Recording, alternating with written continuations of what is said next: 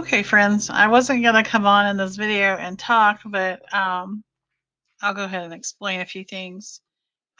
So when I trimmed this, I did 8 3/4, I believe.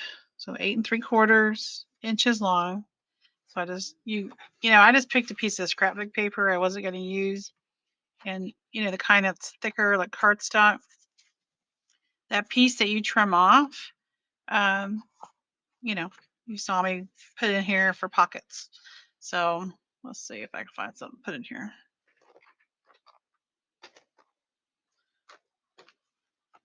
You can just put you some bigger ephemera in there. Well, it could be something as tall as a page. I mean, you can put let's see, yeah, a big piece of whatever in there.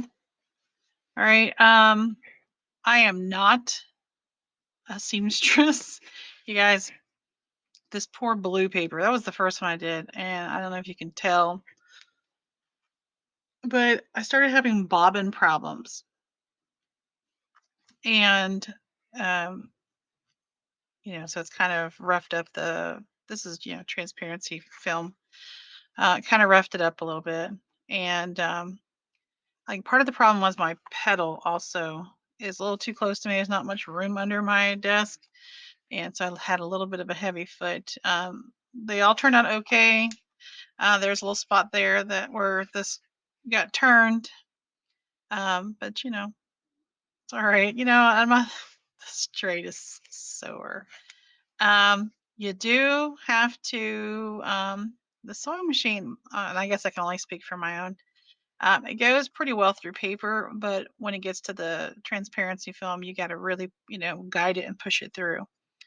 Um, and as far as the little strips, these are 1 inch, these are 1.5, and these were 2 inch. And then I had that big piece in the back. So this page, I thought, well, let me try glue. I've not tried one with glue. So let's see. I don't know how well it's holding up. So that's just some barely art glue. The reason I chose transparency film was, well, I found some, so I used it, but I didn't have vellum. But when I see those who have vellum, one person, it tore on them. I'm not saying this one couldn't tear.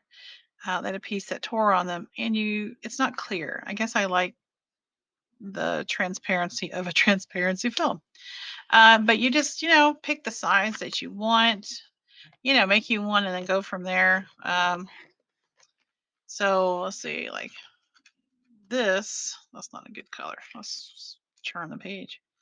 This one's an actual sticker. So it's going to go in there. Like, I don't think, like, that's probably a little too deep for that one.